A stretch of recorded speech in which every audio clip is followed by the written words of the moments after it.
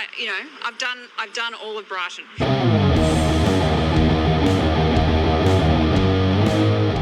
Hello there, you bloody loose units. How are you doing? You doing well? You're looking after each other, pulling your heads in, all that jazz.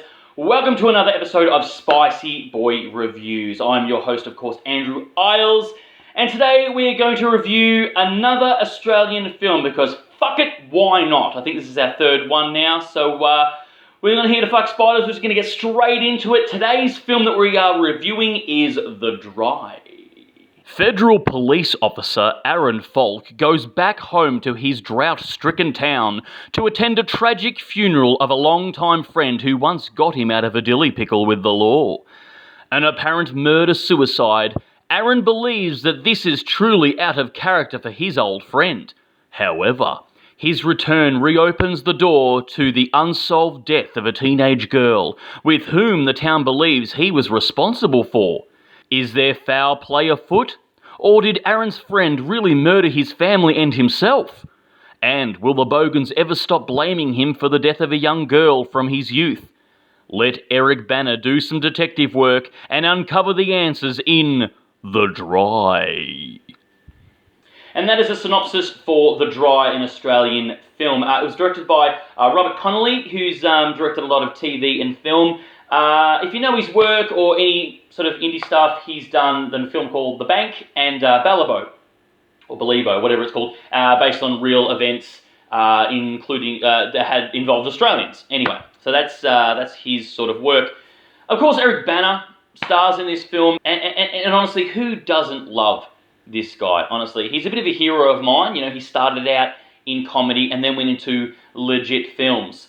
And making a career in Hollywood with his groundbreaking portrayal of Chopper Read, who is an infamous hitman in Australian culture and history, and he fucking nailed that role, hence why he's got a massive career out of it, because I still think that he's the best on-screen Chopper Read interpretation ever, hands down. Now, there's a double-edged sword with having Eric Bana in your film, because when I watch it, I just see Eric Bana. Probably maybe because I grew up with the guy on TV, I don't know. But he's a little bit too famous for my suspension of disbelief. Same deal with someone like Tom Cruise, for instance. He's a great actor, but it's always going to be Tom Cruise, no matter what you watch him in. And it's no fault of his acting. Like, Eric Bana is fucking top-notch. He's such a good actor. But yeah, I just see him as Eric Bana. I do believe his performances more when he's got his Australian accent. I don't know what it is, like maybe he's more rested, he's more in the character or what have you. But when he puts on a Yankee accent, I kind of get a little bit taken aback. Like, not fake, but I'm sort of out of it a little bit. But it's great when he does his Australian accent, like in Judd Apatow's Funny People. When he's just sort of playing Eric Bana himself, I'm right in there invested. But yeah, he's so Australian. Like, everything, the way he walks, the way he talks, he just oozes Aussie. Really, same argument could be made about Benedict Cumberbatch being an Englishman.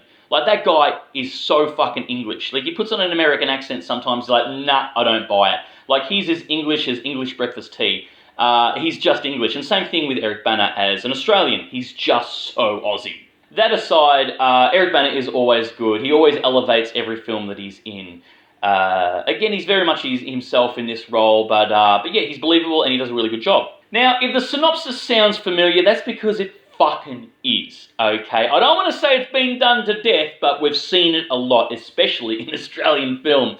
Bloke comes back to his hometown, there's a death of a friend, usually. He sticks around because something doesn't add up, but also he's got a dark, sordid past that the town is very aware of.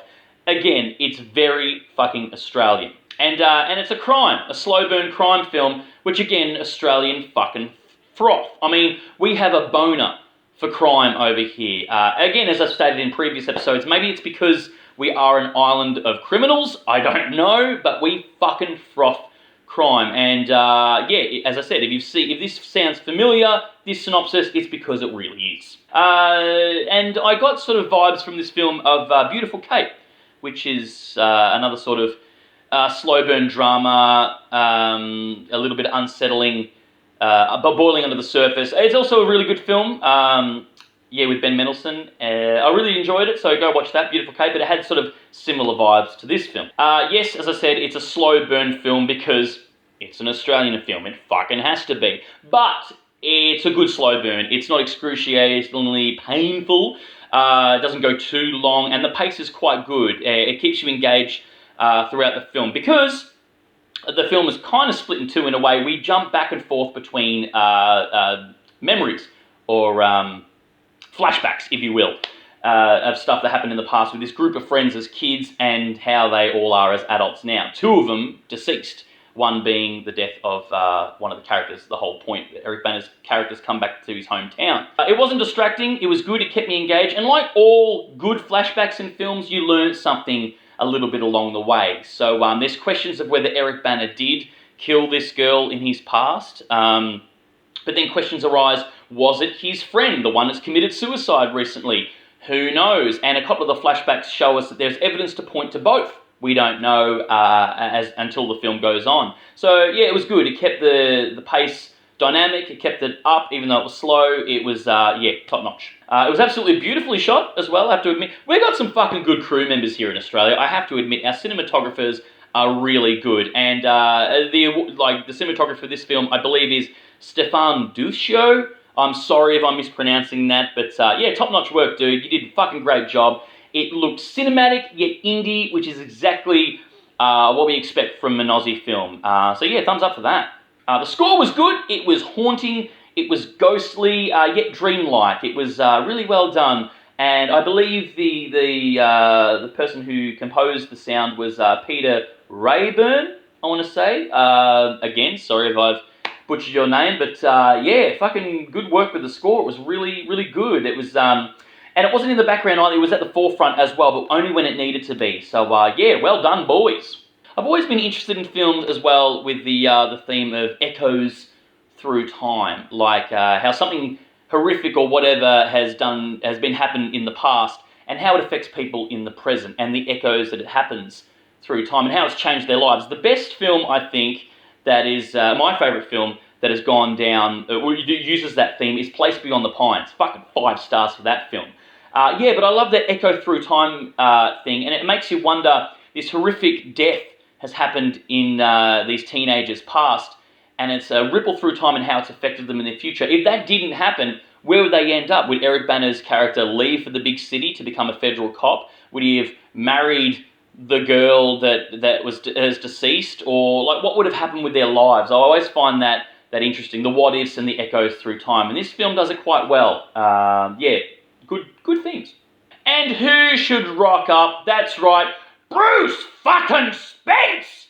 That's right, we got one of the hat trick. It's now a certified Australian film. Bruce Spence rocked up. Again, we've only got one of them. Noni wasn't around, and I'm pretty sure Vince Colosimo was doing something that day. So, they were obviously filming something else. But we got one of the hat trick. So, Bruce Spence, thumbs up. Well done. Love your work, mate. Good to see you on screen yet again.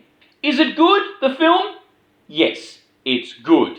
Let me reiterate, it's good. It's a good film. It's well acted, it's well written, it's very well shot, it's lit beautifully, but I'm probably not going to watch it again anytime soon.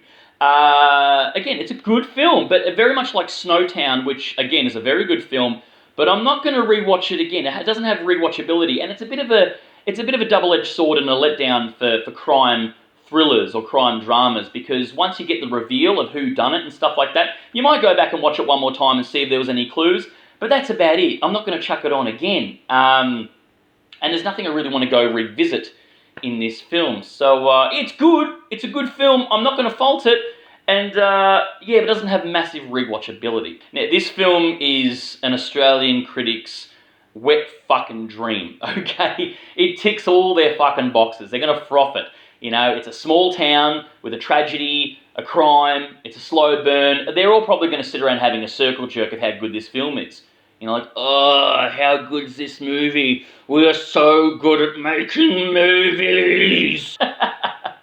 No, but it's ticking all those boxes. The critics are going to fucking love this, but also it's not going to upset anyone either. So average Joe and average Joanne are going to go see this and have a decent time at the cinema. They're going to have a little unraveling crime thriller. It's good. Again, well acted, great cast. Well written and shot and stuff like that. So everyone's going to have a pretty good time, I suppose. And it's doing quite well, actually, at the moment. So it's selling a lot of tickets. It's still going. It's been out for quite a while. And it's still being shown. So, yeah, well done to the filmmakers for this. It's going to make a bit of money, no doubt. Yeah, it's good. I'm not going to spoil it. Okay, I'm not going to give you a play-by-play of this film. I'm going to respect it for what it is. Do we get closure? Do we get a payoff for the whole crime, drama, thriller thing? Fucking oath we do. Yes, we find out who done it, what happened. There's some reveals and stuff like that, but also we get some closure, or an epilogue, if you will, at the end of the film for what happened to the teenage who was deceased in the past, as well, from Eric Bana's past. So we get a nice little reveal there. So, reveals all around, boys! Yeah, it was good. The dry Aussie drama, thriller, crime, all that jazz. Again, you know the synopsis, you've heard it before, you've probably seen it a bunch of times, but this one's a good time. Well, it's not like, you're not going to have fucking giggles, it's not a laugh out loud film, but it's entertaining enough. It's a crime thriller / drama, slow burn Aussie movie. Yeah, it's good. It's good. Okay? Go see it for all the people who worked on it, because it's well done and well shot and all that jazz. Anyway, going to keep it pretty short and sweet today, folks. That's all. Write down below what your favourite Australian film is, if you have one. Or fuck it, what's your favourite Eric Bana movie? He's done a shitload. There's a shitload of Aussie films out there. Also, give this episode a like, please. Give it a subscribe, because this channel needs your support to survive. And as always, kids, stay spooky.